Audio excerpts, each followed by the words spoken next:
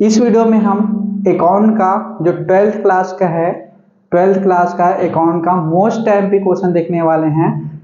ठीक है, dissolution chapter वसूली खाते का जनरल प्रविष्टि देखने वाले हैं। साझेदारी समापन का, साझेदारी के समापन पर वसूली खाता बनता है और वसूली खाते पर जो बनाते हैं तो उसके लिए जनरल प्रविष्टियां, बहुत सारे स्टूडेंट ऐसे होते हैं वसूली खाता तो बना लेते हैं, लेकिन वसूली खाते के लिए अगर जनरल प्रविष्टि बोल दिया जाता है जनरल प्रविष्टि बनाने के लिए, तो जनरल प्रविष्टि नहीं बना पाते। और ये जनरल प्रविष्टि जो है आपकी बोर्ड एग्जाम में तीनों सेट में एक एक प्रश्न रहने वाला ही है।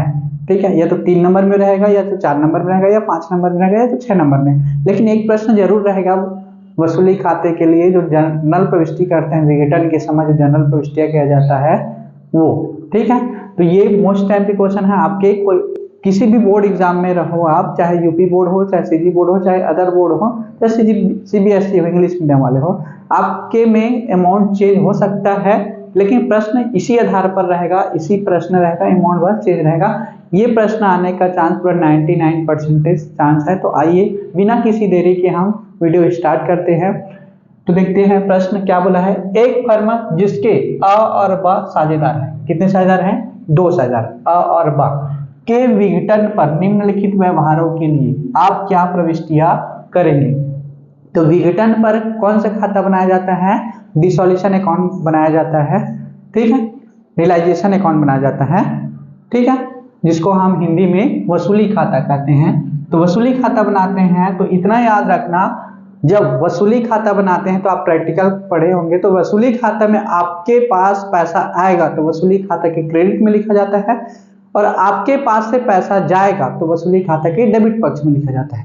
ठीक है, इतना याद रखना, पैसा आएगा तो वसूली खाता के क्रेडिट पक्ष में, पैसा जाएगा तो वसूली खाता के डेबिट पक्ष में।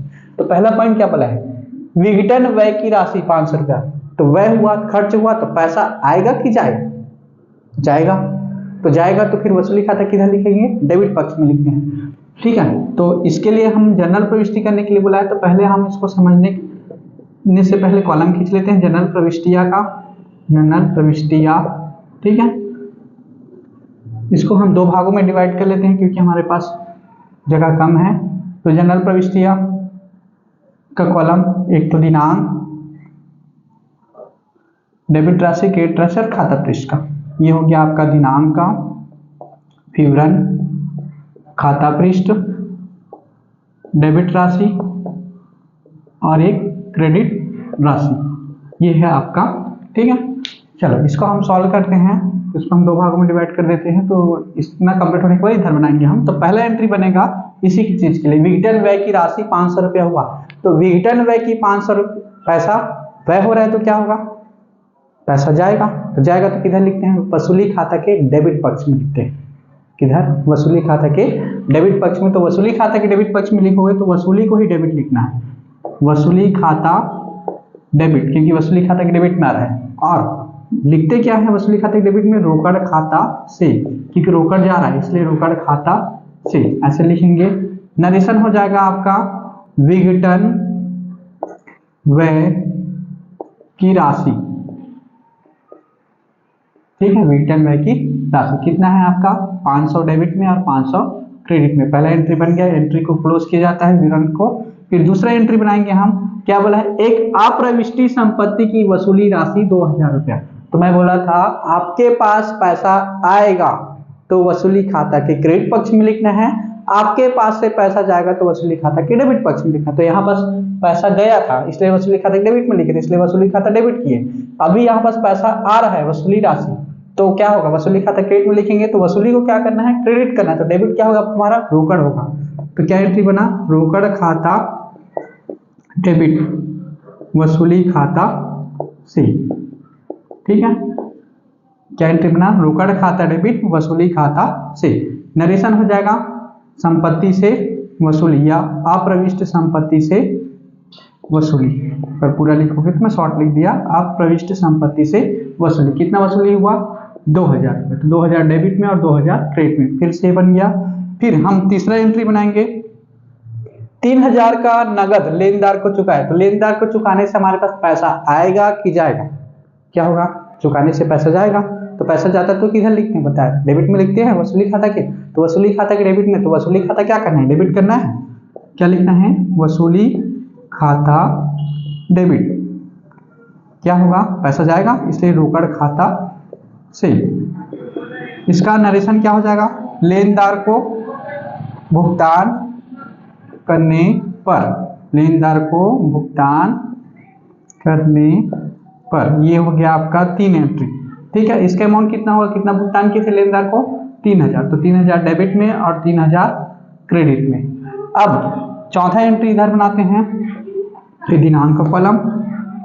चौथा नंबर प्रश्न देखते हैं, स्कंद से 2000 रुपया वसूल हुआ। तो स्कंद क्या है आपका, संपत्ति है, तो संपत्ति से वसूल हो रहा है बोला। अभी जस्ट बताया था मैं, अगर संपत्ति वसूल होता है तो किधर लिखा जाता है, वसूली खाता के क्रेडिट पक्ष में। और ठीक है, पैसा आएगा तो किधर लिखना है, वसूली खाता के क्रेडिट पक्ष में। तो अभी डेबिट क्या करेंगे, रोकड़ में करेंगे।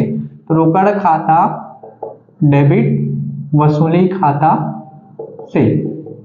ठीक है, नरेशन में क्या लिखोगे, स्कंद वसूल होने पर, वसूल होने पर। ये था नरेशन। तो इसका अमाउंट कितना हो जाएगा, कितना वसूल हुआ, 2000 स्कंद से वसूल हुआ। ठीक है, अब लास्ट एंट्री, पांचवा एंट्री बनेगा, वसूली खाते का लाभ 4000 रुपया और ब में 3:1 में वितरित करना है, मतलब बांटना है। वितरित करना मतलब बांटना। तो वसूली खाते का क्या हुआ है, लाभ हुआ है। तो वसूली खाता का लाभ, वसूली खाते का लाभ किधर बोला जाता है, डेबिट पक्ष को बोला जाता है। ठीक है, डेबिट में आता है उसको लाभ बोला जाता है। तो हम क्या लिखेंगे, वसूली खाता डेबिट।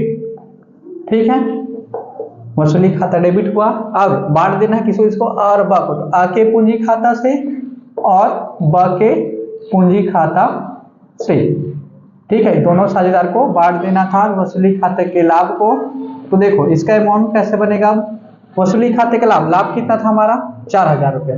तो 4000 लिखेंगे वसूली खाता में, और ब में बांटना 3:1 में। तो बांटोगे तो 4000 को क्या करना है, 3/4 और 1/4। तो बांटने पर आ को मिलेगा 3000, ब को मिलेगा 1000। ठीक है, ये हो जाएगा आपका नरेशन, वसूली खाते का लाभ। ठीक है, ये आपका क्वेश्चन कंप्लीट हो गया, आपको टोटल करने की जरूरत नहीं है। ठीक है, ये मोस्ट टाइम पे क्वेश्चन था। इससे जनरल प्रविष्टियां आपके एक सेट में, कोई भी सभी सेट में रहेगा, ए सेट, बी सेट, सी सेट, मतलब बोर्ड एग्जाम में आपका आना ही कंपलसरी है।